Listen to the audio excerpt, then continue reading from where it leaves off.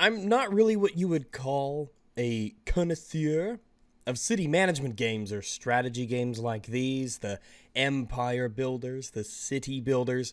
I play them casually here and there. So when Cliff Empire recently released, I decided I would give it a try and expand my repertoire of genre experience.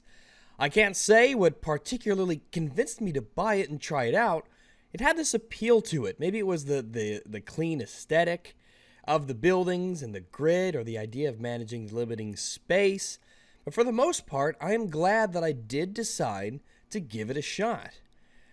Earth is all radioactive and gloomy after some nuclear war, and so up in space, the survivors living on the orbital space stations send down colonists onto large cliff-like installations in order to repopulate the Earth once more.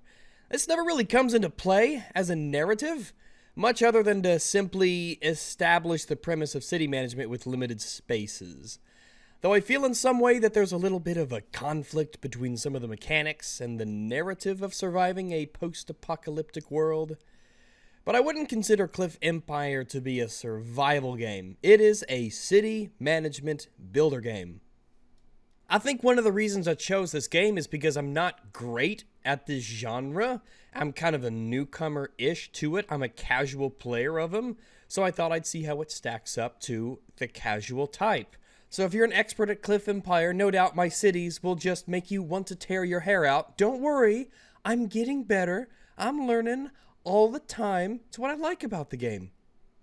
As you begin each game, you will be allowed to cycle between 3 randomly, or randomish, generated cliff structures, and each of them will be considered a city, each with its own set of resources and money pools and citizenry. You don't have to actually start building on every one until you're ready, so you can begin with a single cliff city and progress at the pace you wish. And then when you feel you're up for a second, you can start there and then on to the third, at the pace that you wish. This already introduces a kind of casual, laid-back quality to Cliff Empire that I like. It's a great game to play while you're doing podcasts or listening to videos in the background or just chatting with people. The game is generous in terms of its allowances for time and urgency. You can speed up time up to 3 or 6 times the normal speed, and you can, if you want, completely pause time to look around and upgrade and build and otherwise examine how your cities are doing and what each might need. And due to the game's rather slowish pace, I don't doubt that a great deal of your time will become large stretches of 6x speedery as you wait for projects to be finished, resources to be gathered, or certain money thresholds to be gained. The game is not a fast-paced one. There's a wide range of different resources that must be managed in order to have a prosperous city, and the resources that your city requires for upkeep are determined by what kinds of buildings you're running, and those will need their own kind of power and other things, and their upgrades as well. And you'll have a population of the city as well. More people, obviously, requires more resources, but they also mean more manpower in order to operate your buildings to get those resources gathered more efficiently.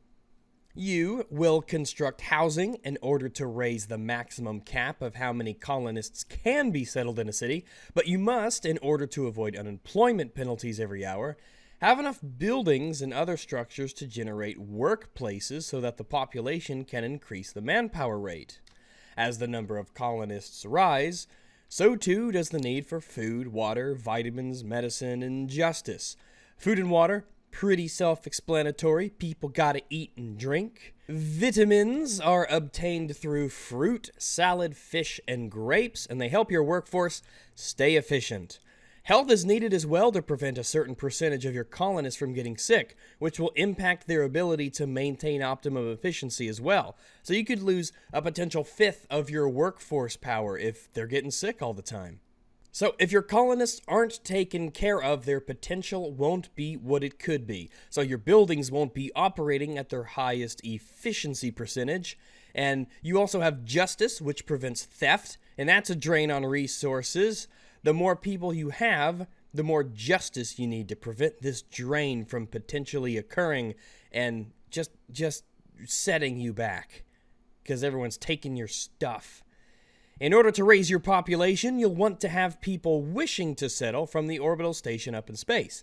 This is done by raising the city's prestige and keeping people happy. An abundance of resources or a surplus will cause more to want to settle. So as long as you have the housing available to bring them in, and uranium, which is the game's fuel to land the shuttle, and a landing platform, in groups of 15, colonists will settle. Now, each cliff, you can have 3, each cliff has different base statistics that will impact to potentially large degrees the efficiency of different resource gathering. So, as an example, your cliff might have poor soil quality, which means you'll need to build indoor farms instead of outdoor farms to compensate, which operate regardless of the soil quality, but they will require power to maintain and run. So, a cliff might have no uranium deposits, so uranium mining won't be efficient. You might have a very windy cliff, so wind power generation will be more potent all through the day, even during the night. And you have solar power, which generates more energy, but it only will generate that energy during daylight hours. Water and mass, which is used to construct buildings and other things, could be beholden to the cliff's richness in that resource. But since you have 3 cliffs, it's often wise to have them working together so that one city can make up for another's shortcomings, which is something I both like, but in a way I'm bothered by it as well in this game. So, you remember earlier I mentioned that the narrative and the mechanics, sometimes they don't quite gel in a way. It's supposed to be a barren, desolate Earth that you're resettling. There's this idea of cooperation that's insinuated by the whole narrative. But you can't ever just give resources from one city to another. It's really kind of odd. You can build multiple methods of moving resources from city to city. Subways and trains and trade shuttles and portals and all that stuff. But you can't just give one city excess resources from another city. It has to be sold. And that can potentially lead to issues, or it certainly makes you scratch your head and wonder why there's no ability to cooperate when this is a potential survival scenario.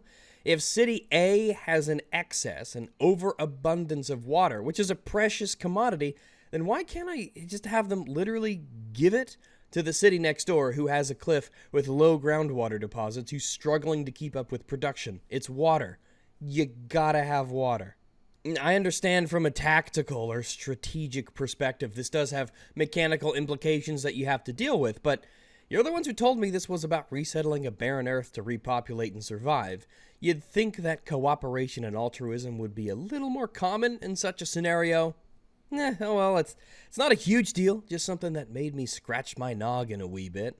Trading, though, does kind of have this nifty aspect to it that I like. You can set your portals or your trade buildings to automatically buy resources if you fall beneath a certain number, or to sell automatically if you reach over a certain number. So this allows you for resource management that's, dare I say it, satisfying when you go through the list and you set in your number and your thresholds and you're typing everything in.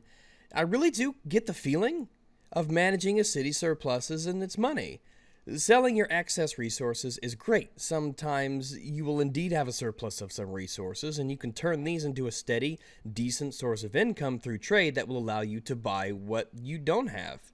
And I guess while we're on the subject of money, it's a really critical resource. All buildings need it to be built and finished, and you will use money as a way to acquire resources that you need through trade. So even in a scenario like repopulating the Earth, money makes the world go round. Money can be used to speed up the frustratingly slow research speeds. Devs, please patch it, make it faster. Or even loaned, not given, mind you, to other cities with appropriate buildings. So if a city doesn't have uranium to power the nuclear generators, well, you can use extra money to buy uranium every morning when the trade shuttle arrives to keep the lights on.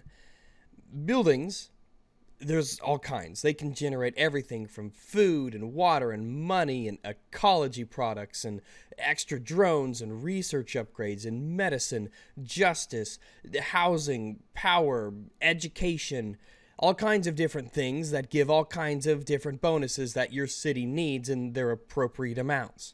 The game definitely encourages a city that grants a diverse range of the many resources to balance each other out and keep the city operating. Everything in Cliff Empire has a cost that has to be met in some other way, someplace else. It's all this really grand, complicated little balancing act. You need energy to operate the generation of resources to keep colonists from leaving the city. You need to keep up ecology since certain buildings lower it. You need to generate money so you can build buildings and pay for resources you don't have. But if people don't have jobs, they'll drain that money every hour, and you don't have enough energy, then you'll burn through the batteries that you might have otherwise used to make stuff that you really could have needed for something else.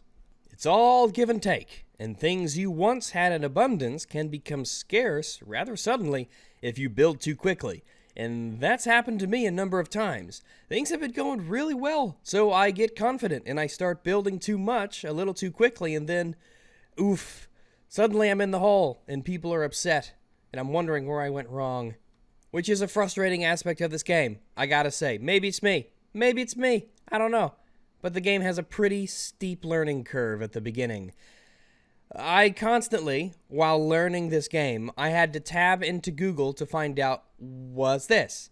What's that? How do I get this thing? How do I do that thing? How do I get more of these? How do I build more drones? How do I raise the cap of drones?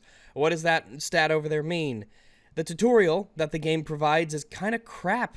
You quickly learn to not follow the tutorial missions and get your own groove going instead for the builds of your cities. There is definitely an aspect of learning through failure in this game that many might appreciate, but without a good tutorial to learn the game's many complicated systems working together in harmony, it can be rough. One other aspect that I don't really like about the game is that it can be a little difficult to select individual buildings or find individual buildings, especially as the game progresses forward and you have 3 cities that are up and running and they get fairly large. Locating the specific buildings that you might want to power down or check and even see if you have one of can be a little time consuming if you don't remember the placement of where everything is and before you've recognized the aesthetics of what individual buildings look like. Sometimes it can take you a moment to drag your mouse all around the city and watch the names of the buildings pop up because you're trying to figure out, does this city have an X building or does that city have Y building? Hey, am I going to double up or do I really need it or does it already have one? It happens. Not a huge deal. You get used to it, but something worth mentioning. The game is really recently released, so it's going to be balanced and patched in a number of ways as things goes forward. It's not an expensive game, so it's not like a huge investment, and I would recommend it, but it will be frustrating at first to learn all the stuff and how all the stuff works together, how to get your cities to connect, how to get the buildings lined up in the way that you want to get them lined up, how to manage, essentially. There's a lot of stuff going on. You have a lot of resources to keep track of here, as you can see from the UI. Lots happening. But what that does mean is that building an efficient city, or even a moderately efficient city, is rewarding. It's satisfying to build a bunch of stuff and work within the game's systems to keep a city running. And the game does give you a sense that this is actually a city and there are people here and there's a lot of stuff going on and that you're like the mayor from on high who's pointing fingers and getting jobs done. I do look forward to the updates to this game. It could use some rebalancing with the research rates or maybe the speed of this or that or maybe the accumulation of one resource or the drain of this. But as it stands, even in its really early form, just having recently released, I like what I see here. I'm eager to see how they improve the game over time. It's a great game to play while you're podcasting, while you're talking with friends, while you're catching up on videos or lectures. It's not fast-paced. In fact, it can be slow-paced. Cliff Empire, it's only $12. Not a big hit on your wallet. And I've got about 15 or so hours of it so far, and I like it. It ain't perfect, but it's pretty good, and you can learn to work with the systems, eventually, to get a city up and running in a way that feels satisfying. So if you like management games, if you like city builders, then give this game a shot. I think you might like it.